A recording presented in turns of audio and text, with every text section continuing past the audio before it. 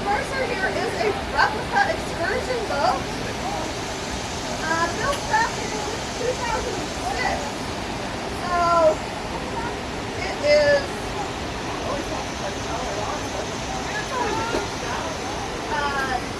not a super old boat by any means, but this is an example of an excursion boat rather than the canal boats that carried products and goods around.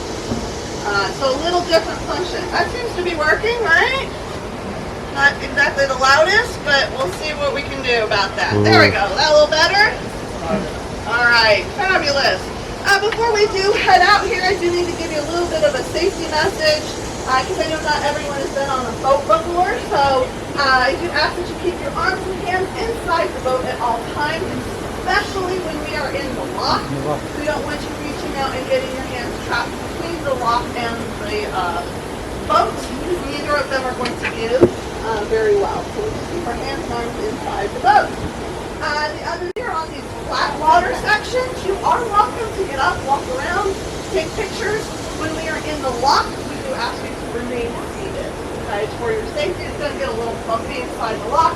And then the last thing is that if you have any questions, please direct those questions towards me so the rest of our group can stay nice and safe and focused on their job.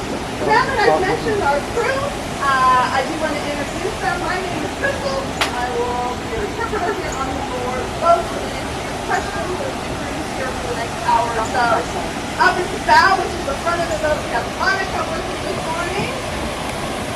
At the back of the boat, which is called the tiller position, our captain today is Amanda, and we do have some other crews gathered around that I'll introduce as we go that way as well. Normally a boat here on the canal would have been pulled by mules, but you don't see any mules this morning, right? It seems to be rather muleless. And that's because our mules need a little more training. It's been a while since they've pulled the boat. So the boat today is all human powered. So Anika's pulling us right now, right into the lock. So it is all human powered today. This boat weighs about 70 tons, about 14,000 pounds. And look at how strong Anika is to pull us right into the lock. If you do have questions, please just ask. No problem interrupting and asking as we go. So we are headed into a lock. Locks on the canal are critical because they are the elevator. They are the way for a boat to go from one level to the next. If you were out looking at the Great Falls so far, so people headed out there maybe next after you get off the boat, right? Yeah, when you get out to those Great Falls and you take a look at them, you're going to realize there's no way a boat can get up or down those Great Falls. Giant rocks out in the middle, just not safe at all for a boat to attempt to go through those. You will maybe see some kayaks out there, but that's about as much of a boat you're going to get out there in the Great Falls.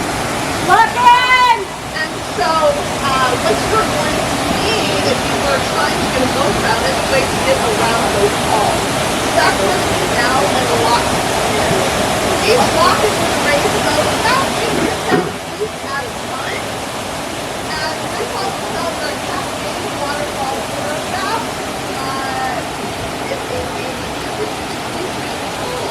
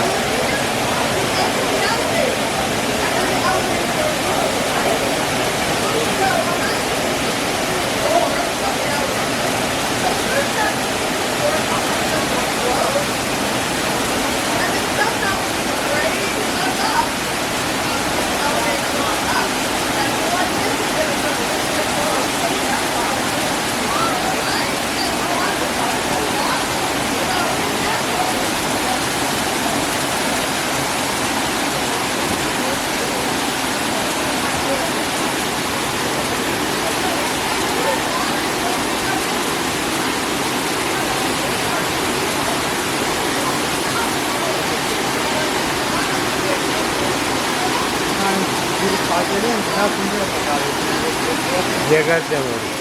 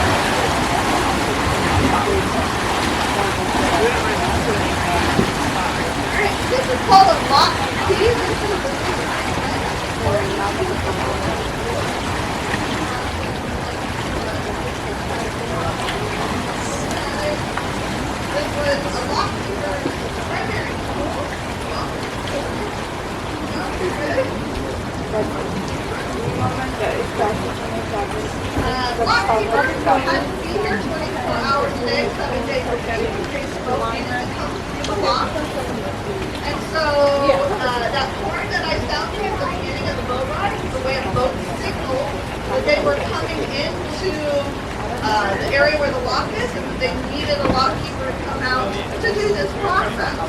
And one person, the lock keeper, and maybe his family or the boat crew themselves could have helped participate in this process of operating the lock. But since it was 24 hours a day, 7 days a week, that means at 3 o'clock in the morning you could be totally asleep and someone needs to get through the lock, so you would have to hear that horn in the middle of the night and then be able to get out here in the dark and do this operation as well. Interested?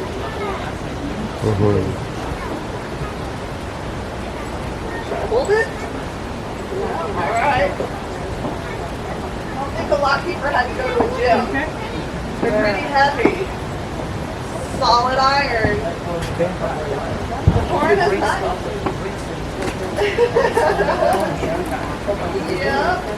Yeah, probably not. In this tavern here, originally they did serve alcohol, but then the company, the canal company, said no more alcohol. And so a little tavern showed up just off of company property in the town that was over there. All right, so now we're up, the elevator is risen, and it's time to get off our elevator, right? That means we need to go forward. This is where the mules would have been the critical element for this particular boat ride. But since we still don't have mules, Corey, who was one of the locks up there, that people are yelling as he's walking across the gate, is going to be our human mule today. So we're going to have to give Corey a big cheer when he gets ready to start pulling us. They're going to attach a tow line to the front of it once they get the doors open for us. And we'll proceed and head on out of the lock here. This boat is a type of excursion boat. In the 1830s, when the canal had about the first 50 miles built, boats were starting to operate. Tourists started showing up to take a look at this canal and see what it was. They were very curious. How did you guys get to the canal today? Anyone come by car? Couple. Anyone walk here today? Ride a bike? Fly? Helicopter in? Anyone skydive down today? Lots of options, right, for transportation. Most of us probably arrive by car or vehicle or an Uber or Lyft or something like that. But people wanted to come to the canal, and so the cargo boats, which you can see inside the visitor center, is an example and video of what those old cargo boats look like. But that was why this canal was built, was to carry cargo. The cargo was primarily coal coming out of the mountains, as well as lumber and agricultural food and products, goods that were going to be sold in the big cities here on the coast. So they were kind of almost like a flat boat. They had cargo space and some living space for tools in the front and people in the back. They were the size of this lock. The lock is 100 feet long. The boats were about 95 feet in length. Just inside the lock. The lock is 15 feet wide. They were about 14 feet wide. So just had a tiny bit of space around the edge of their boat between there and the lock itself. And that's what was the primary vehicle of transportation here on this canal. But when tourists started showing up, tourists want to take a lovely boat ride, just like you're doing today. You came to the canal to enjoy a beautiful day and explore and be out and about and around. And so they needed some kind of way for tourists to also be on this boat. So these were these excursion boats came in. Excursion boats were open decks like this. They had bench seating, so that people could talk and socialize with each other on their trip. And they had space for a band and dancing as well. So you could have music and just have a really lovely time out here on the canal. Might be some of the same reasons that brought you out to the canal today.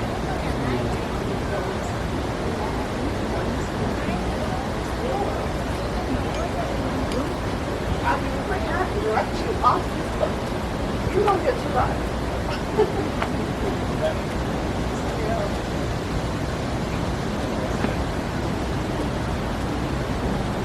Obviously, in the big boys boat, well, we have not been running it during the week. All right, it looks like we are ready. Corey is out front. Cheers for Corey.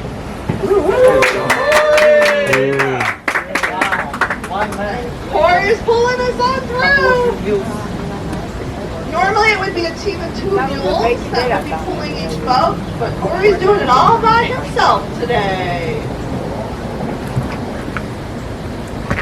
So has anyone ever faced a challenge in life?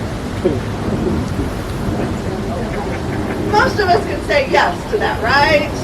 Absolutely guaranteed we faced a challenge. Maybe that was back when we were students in school, with a project or an assignment or a test we needed to prepare for. Could have been maybe a social relationship challenge, trying to get along with a coworker, a family member, a friend, those kind of challenges. Maybe it's the challenge of buying a house and the finances of buying a home or paying for gas right now, right? With prices rising all over the place. So we know what challenges are. This canal in its history also faced several challenges. I'm going to mention 3 challenges this canal faced in its history and see if you can identify with some of these challenges as well. Has anyone ever built anything themselves? Built something by hand? What kind of challenges do you face when you build something? Do you need parts, materials, plumbing? Not plumbing. Planning, yeah, you got to plan out what you're doing. Tools, you need the knowledge of how to do what it is that you're doing. And then time is always a challenge as well. So this canal faced quite the challenge of materials and costs. So all of those materials also need to be purchased. You need the money to do that. So this canal was started in 1828 is when they started digging. July 4th of 1828 is when the first shovel of dirt was turned over here. And today if we see a big construction project, you probably see giant equipment, right? Big giant earth movers and bulldozers, those kind of things. This canal did not have any of that because of the time it was built in. It was all manpower. Men with shovels that were literally digging in the earth.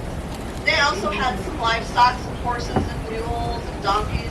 There were pulling wagons to move that earth that they were digging around. Well, it costs a lot of money to buy those wagons, tools, to pay those workers. So you need some income coming in. So you got to earn some money so that you can pay for all of those expenses, right? Well, when the canal's not quite open and running for business yet and you're just building it, there's not a lot of money coming in to pay all those bills. And so there were quite a lot of shortages of money, finances. Their costs are way farther than they could afford. At one point, the canal company stopped paying the labor force, the men who were digging the ground. Today, if your boss stopped paying you, how would you feel about that process? Looking for another job. Looking for another job, which a lot of people have done lately, right? Huge turnover in our labor force during the pandemic here. And that's exactly what these canal workers decided they were going to do. They just left their job. They also threatened to destroy the things they had built. And said, fine, if you're not going to pay us for the work, we're just going to destroy what we did, and someone else is going to have to do it all over again. Do you think that got the company's attention? Labor unrest and the unhappy workers was definitely something that the company paid attention to. And you are welcome to get up and walk right here now if you want to take some pictures over here on the sidewalk before you get back to work. And so that was one of the big challenges, was the finances, the money.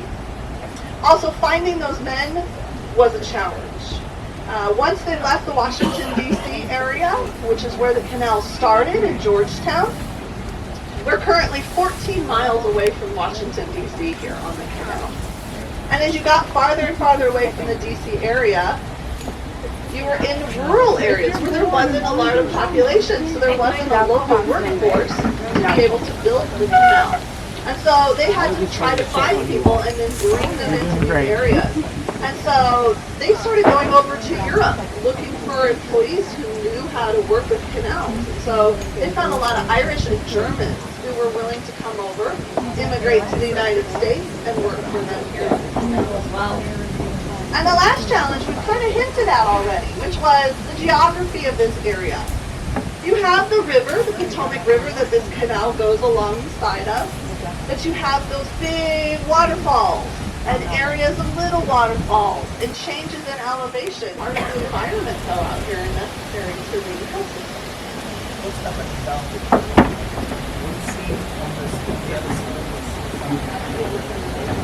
The big waterfalls, yeah, on the Potomac. Yeah, because the Potomac is right next to us here.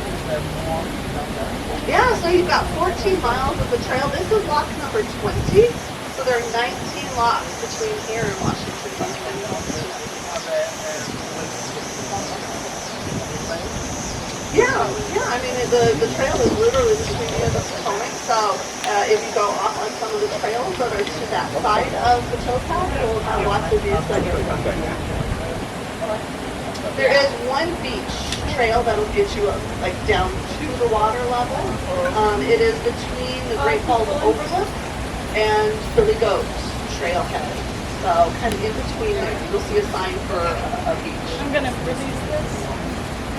It depended on the geography of the river. So yeah, it's not a preset distance. So it was all about that geography challenge. Bringing us in nice and smooth into this lock today, aren't they? Fabulous job from our crew today. No, that is So with the Great Falls here, that 60 feet of difference, we have 6 locks within a mile. And then if you go that direction, it's almost 2 miles before the next lock. So there's big gaps in sections. Alright, so we get to reverse this process that we came in on. We're coming back into our elevator, but now we need to go down. So if we have to go down, what do we need the water to do? We need to drain it out. So just like a bathtub, you pull the stopper out of the bathtub, drain it out. The doors on the bottom, those little paddle doors that we looked at, they're going to get opened in the gate in front of us to pour the water out the front of the boat and lower us back down so those doors can be reopened. I mentioned this is kind of old school technology. The design for these locks can be traced all the way back to a pretty famous man from the Renaissance, Leonardo da Vinci. He's this guy who designed this system of locks and doors. So, old technology. Now at this point, I am going to be getting off the boat and joining the lock operation with the rest of our boat crew. So you're going to get to enjoy this without coffee for the rest of the trip. I will meet you back at the dock. If you have any questions or you thought of something that you want to talk about, just hit me up when you see me again down there at the dock. Alright? Any questions before I jump on to join operations? Okay, I'll see you at the dock.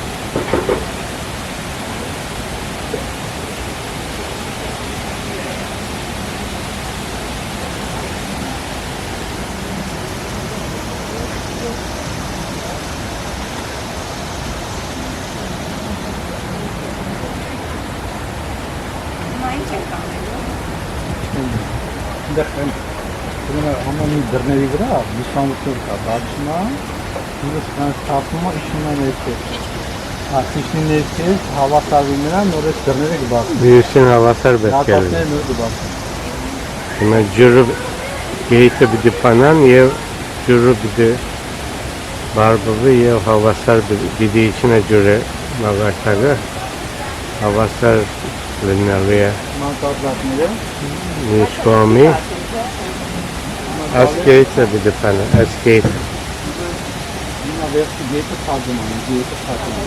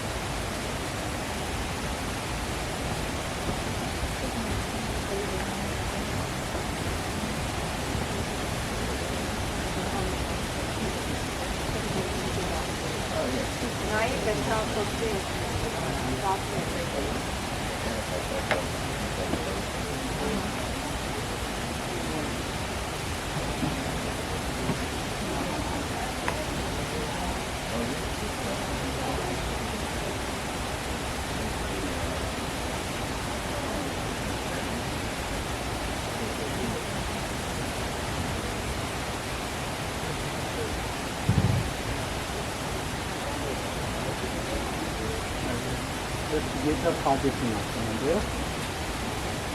Bakmayın o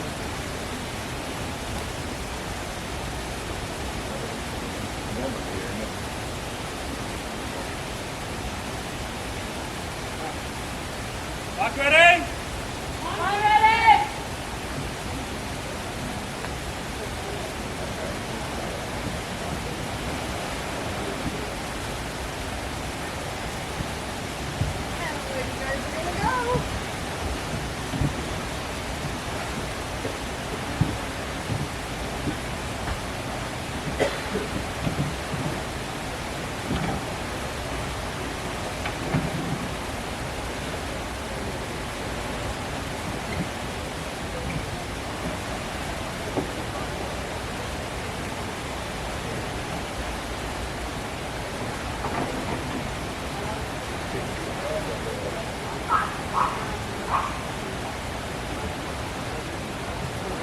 Lock ready?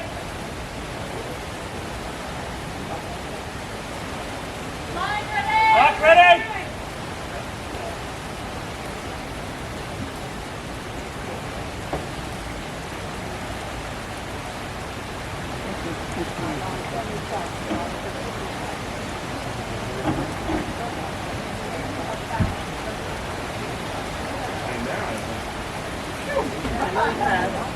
Feel it.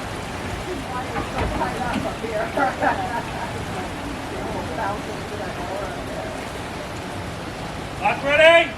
I'm ready!